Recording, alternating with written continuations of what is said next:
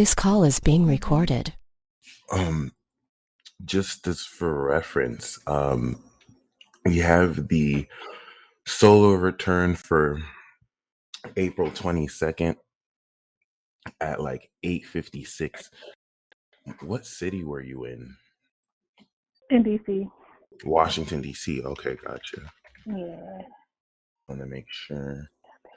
Boom. All right. Mhm. Cool. So, all right, nice. So at Washington, D.C., we see April 20, even though your birthday is April 23rd, April 22nd at 9:56 p.m. was DC time was your solar return. So yes, looking forward to interpreting that. Please don't hesitate to interrupt if you have any questions at all whatsoever. Um, yeah, I'm definitely excited about solar returns. I see them as like uh, gift bags or grab bags, or just very exciting just to see how they play out. And thankfully, we already kicked off uh, the beginning of this coming into last week. So maybe like give or take another week or so before that. So yeah, this is definitely quite powerful. I'm going to reference your natal chart where we know you have Pisces rising, moon in Pisces, but we also see that you had Jupiter and the North Node in Aries, and relative to now, the North Node's about to return to Aries, and Jupiter is about to leave Aries. So that's kind of really interesting. We're going to see that these actually meet in Taurus. So coming into the end of this month, uh, as I'll explain, there's definitely set to be maybe somewhat of a huge explosion. But we do know that the solar return rising for you is Scorpio at 28 degrees versus you having the Pisces rising at 9 degrees. So your perspective is your natal ninth house of philosophy. But of course, as a Taurus sun, Hold for 1 second, please. My AirPod is acting up. Hold on 1 second, please.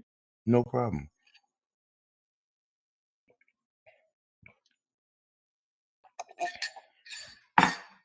Great. I can hear you now. Thank you. Can you hear me? Yeah. Okay, great. All right, cool. So, I mean, let me see. Okay. Yeah, so basically, um, what we see with this is this element of, and then tomorrow will be 14. Yeah, what we see here, I would say, is this, once again, element of you also having with the Taurus sun, the Scorpio rising of the solar return, marking not only this in the seventh house, but I didn't realize that Juno at this point is perhaps getting ready to come into Gemini, and where you had it, it was in Taurus. So this actually is really interesting because we see that the solar return gift for you as a Scorpio rising and pure queen, right, is manifesting the true value of your relationships and the grounded behavior and values around the behavior of your or routine of your relationships. So as a mutable sign, Gemini solar returns always bring a change for me. Cardinal solar returns push someone into a different or new direction. And fixed solar returns, of course, let me not say generate, but draw energy. They in Taurus, this actually manifests. So even though majority of this stellium, the Sun, North Node, Mercury retrograde, Uranus, and Juno all fall in the sixth house in Taurus, all of uh all of those energies report to the 28-degree seventh house cusp in Taurus. So this blends everything. What this is doing is manifesting this year for you a super radical, innovative quality of the values that you stand on, which influence and integrate this unconventional routine and lifestyle into manifesting these unconventional valuable partnerships that you firsthand will be aware of what you're manifesting. And with the Venus on the moon, you're understanding the true beauty and value of these partnerships that now by Scorpio and Sagittarius, November and December, you will have completed this solar return by manifesting completely, and completing this solar return. So the first 6 months really set things up, and then the last 6 months really express you manifesting everything you've put in. So of course, May, June, July, August, and September, and October will bring in the activation through May, June, and July, and then the integration through August, September, and October. And then November, December, and January of 2024 is that harvest. And then the conclusion is going to be February, March, and April, coming back into Aries and Taurus season. So since the majority of this is in the sixth house, we're going to blend, of course, both house spaces, having this late 28-degree rising, which puts majority of your first house in Gemini. Something I'm familiar with because I have the opposite rising. I'm 27 degrees Taurus. So with that being said, Juno's presence right next to the DC adds a significantly royal nature to the quality of relationships. In fact, not only that, because as a pure queen this year, Juno's connectivity to your sun enables you and grants you this queen goddess status where you're working with her, or she's, of course, expressing her groundedness through your awareness, along with Mercury, along with the genius of Uranus. And so, all of this to be bound by destiny next to your sun is enabling this alignment with destiny. And now will make very evident that the relationships you manifest, the lifestyle that you manifest, was everything you were destined to manifest, which now adds so much more karmic element towards this, knowing that this sextile Saturn and Pisces. And of course, Juno is the wife of Jupiter, Zeus. So for you to have that 24 degrees in Aries and Taurus, I think is very interesting that they both have the same 24 degrees, even though they're in adjacent signs. So yeah, just a little bit about the nature of on paper what this snapshot is as we begin this solar return. Activation is having you actively manifest through Taurus season not only your awareness of what natural grounded values you want to establish to apply to your relationships with other people, and you know what boundaries you're getting ready to draw coming into June, but also this is preparing you to integrate all of these qualities with other people coming into the next month. which is cool because now you may already start to be meeting and connecting with significant people before you're aware, or even as you're aware. You may be aware that there'll be, with influence of the nodes, very powerful fate here, or you may not be aware that certain people who you're connecting with will be central to the plot later. But I just wanted to kind of identify that every time I see Juno aspects, it's always attached to royalty, Scorpio rising, pure queen, the goddess of beauty on your moon, Venus on the moon in Gemini, and then Chiron next near the, Juno in the same sign as the sun in Taurus. So of course, activation running us through the middle of the summer, coming into the end of July, is you first of all concluding this Taurus season. We're actually coming up on the full moon with the moon that's in Libra, getting ready to go into Scorpio. So its opposition to Chiron is going to have you feel elements of where personally you're in a position to feel the camaraderie or support from others around you, as Aries with Jupiter and Chiron flavors this year to be very passionate. You're leveling up your talents. Although, since Aries is your sixth house, this is fundamentally leveling up the creativity and raw passion that you feel in your lifestyle. Saturn and Neptune in the fourth is adding a lot more autonomy and control over the integrity with which you trust your intuition and the imagination over your beliefs.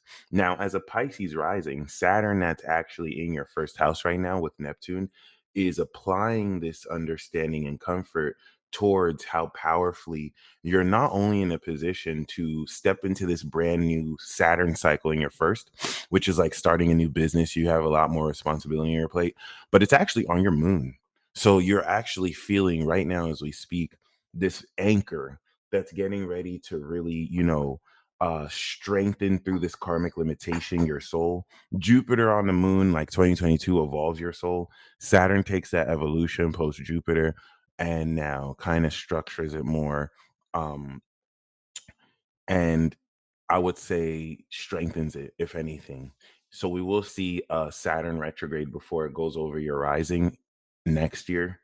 But now knowing that, of course, this solar return is integrating your lifestyle, we know natally this is your third house. So this integration of your lifestyle is the awareness of your attitude and natural skills and abilities that you're destined to unlock from the south node in your ninth house, which of course is the hidden 12th house attached to the first house solar return.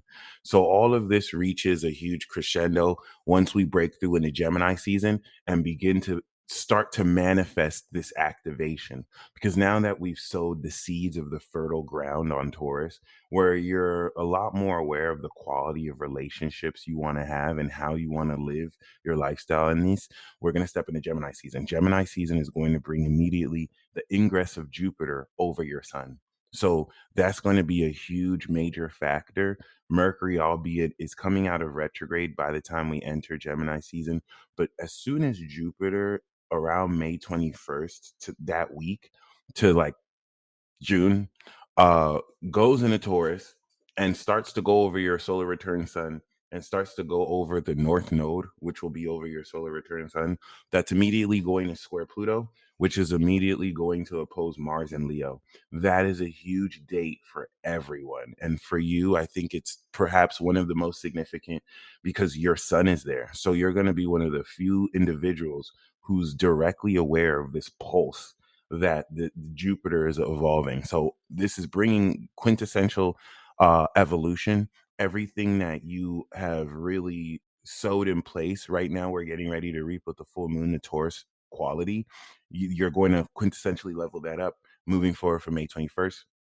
And now, as you are aware of the true thoughts and the change of your thoughts that open up space for you to now create more connectivity and trust with people. Now that you have, through Taurus season, created that foundation, this is what will simultaneously break through this extreme transformation and manifestation of how not only you're transforming this attitude toward your lifestyle, but natally, this will be the spiritual beliefs around your natural abilities that, relative to your solar return, you apply to create this sense of routine. So by Gemini season, you're already communicating with relevant people who you're integrating this sense of routine towards, leading to you to draw very important boundaries in advance, since Gemini does rule the eighth house before we get into Cancer season, where a majority of this is in the eighth house. So it'd be one very important to really illustrate who you're connecting with. But the square to Saturn and Pisces will definitely challenge a lot of beliefs around yourself and how comfortable you are expressing true thoughts towards people who you're getting ready to establish. Once again, with the influence of Uranus, elements of your lifestyle are destined to be super unconventional, maybe borrowing in healing ability, or with Chiron, or some element of just something that's not normal, very very advanced, innovating what you used to do, automating income. And this is where, coming out of June into July, Cancer season will really now cardinally move forward in the direction that Gemini helped you change your mind in, and now apply this change of ideas relative to this gift you're bringing in, so that you can very quickly, as soon as July, start to draw very important boundaries. The testing that happened during Gemini season once again brought in this Mars opposition to Pluto. During this period, Pluto will be retrograding back into Capricorn. And so that Mars Jupiter square is going to apply the shift in direction towards how much more socially you bridge this value you've already started to activate towards relevant characters you're building partnerships with. And once again, I feel like with the influence of the nodes, this doesn't even have to be uh I feel like a lot of this will be more purposeful, even if there could be romantic themes or platonic themes, but I think this is all going to be tied towards your intention, that your birthday wish, whatever it is that you want to accomplish this year. But Cancer season is going to really prepare to bring into light a lot of the activation of these values, which we'll see. Cancer season will now begin to trine Saturn retrograde. Now that Gemini season challenged the beliefs that enable you to really understand what more about yourself to express, Cancer season is going to now move into that direction through your feelings. And as you deal with others sincerely, there's a psychic element of discernment and projection emotionally that's carrying forward the grounded values through Taurus season that could have been you laying the cement in order to now apply with your dealings with other people. This will come towards a head when we see the sun at the end of Cancer oppose Pluto, which is going to now reawaken this transformation of, one, your awareness of who you connect with, because this is your natal 11th opposite the fifth house, sun in the fifth as a Pisces rising. And this is going to really bring to a head how much more confident you are expressing your talents and skills towards the collective. And since now this Pluto is in the second house solar return, this is going to transform and reawaken your value towards who you trust expressing and dealing with more. All of this is going to come to the light in Leo season, which does rule the 10th house, but the majority of the ninth house begins the integration part of this activation. So this is where the seed sown, as far as really creating a solar return gift, start to sprout through the ground. So the foundation towards these relationships that you wanted to integrate this behavior through is now in the light. You're performing this on stage in Leo season. You're getting ready to show philosophically the nature of this routine that you've integrated towards others, and relative to the 10th house, what is the career success and goals you can accomplish with these people who you're beginning to manifest into your relationships. Of course, as a Pisces rising, you'll be aware of this as you integrating creativity in your lifestyle, which will apply to the solar return sense of career. And that's what's going to lead into, of course, Virgo season, which is going to now fully express the creative facet of your talents, but also relative to your relationships with others, since this is your natal DC, the relationship you have with success and the relationships that other people will really help provide detailed analysis and insight towards really understanding not only what direction you want to go in career, but what kind of goals you're ready to really achieve, and what change of behavior facilitates all of this. This is where the opposition of Saturn will once again test your beliefs that you tested in Gemini season, but now provide details and facts relative to how much you're completing this sense of your persona, how much more structured your inner world is, so that you can really apply this, innovation of your routine in order to now achieve this unconventional success. And that's what leads us to Libra season.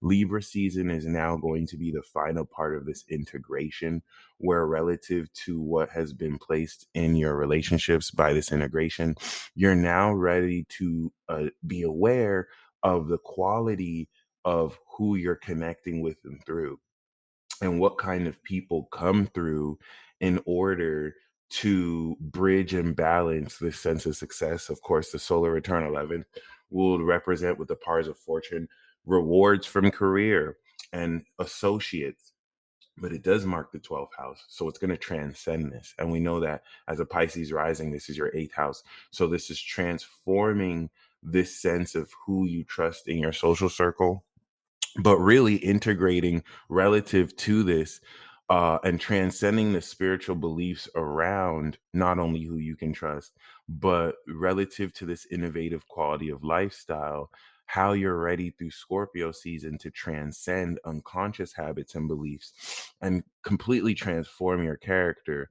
relative to 6 months of really now developing other people through the seventh, eighth, ninth, showing other people your philosophy, showing other people, dealing with other people publicly. And all that has, of course, developed your personality relative to you being a Scorpio rising. And this is what will now bring us to the harvest. So Scorpio season is where now you have transformed your personality through coming out the 12th house of Scorpio, and seeing now the manifestation of this innovative lifestyle by now understanding the wisdom of old habits that you can release, because now you've manifested this much more innovative quality of how you efficiently innovate your day-to-day routine. And now with who coming over the threshold of the end of November, coming into December in the Sagittarius season, the vision and ascension of your character is going to reflect the true nature through next month of what you're communicating to others and how you're getting enlightened with other people. This will now complete in Sagittarius as ascending your personality to now step into this next level of how you express your personality relative to the quality of partnerships you manifested since then. And then, of course, the investments emotionally in Cancer season that you made to draw boundaries, where you're moving forward and trusting your emotions with certain people relative to the activation of partnerships you're starting to form and the integration of these routines, manifest in Capricorn season as value, where you're returning on that investment. Post Libra season, that allocated who you can trust and who you actually consider a friend. So Capricorn will definitely, of course, this is your 11th house, bring a great promise to manifest a lot of money based on what July you kind of invest and allocate. And then, of course, the philosophical approach performed on stage, which took this element of your lifestyle and now began to teach and show people or lead by example. This is now being taught or learned in a knowledgeable way through Aquarius. So the values in Taurus were creatively expressed through Leo. The wisdom in Scorpio was now released of old habits. And now this enables you to anchor the knowledge of cosmic abilities and skills that are completion of these new lifestyle and habits. It's almost as if like you started a new running regimen now. And then by February, now you're able to use this knowledge to create a technique that enables you to run around the neighborhood in a couple number of seconds, because now this lifestyle you have manifested has enabled you to develop this ability or the knowledge in order to reinforce what it is you were showing before passionately now with this intellect. And then, of course, the success that you opened up and set the stage for in Virgo season, you are anchoring in Pisces season relative to allocating any excess money from Capricorn into your home space. Of course, we know that this is your first house. And by this point, Pluto will be direct, Saturn will be direct. And so this will be you, of course, feeling at home with how you express your belief in yourself, blending this forth to the first house. That leads us back into Aries. Of course, by July, the North Node is in Aries. So that North Nodal axis from July to Libra going over Jupiter is also going to really point you forward this expansion of your creativity. And this will help you manifest a lot more value relative to in Libra season, who you have determined you can trust and who actually adds to this element of your lifestyle. Now you're creatively able to perform in them, have fun with them, develop more creativity in your talents. And that, in a nutshell, is the next year ahead for you. Just to kind of go over the major lessons, knowing that this is your sixth and seventh house, this is going to bring such a very pure element or grounded quality of value towards your relationships, and more importantly the creative expansive innovation of the elements of your routine that you'll bring to the table with you in partnerships. And once again, Juno is a marriage asteroid, so this seems to perhaps set you up for innovating your any current marriage or stepping into a very significant one. But did you have any questions? Wow. What's the moon again for this year for me? What is the moon for my solar Great return? question. Great question. So the moon for you is Gemini Oh wow.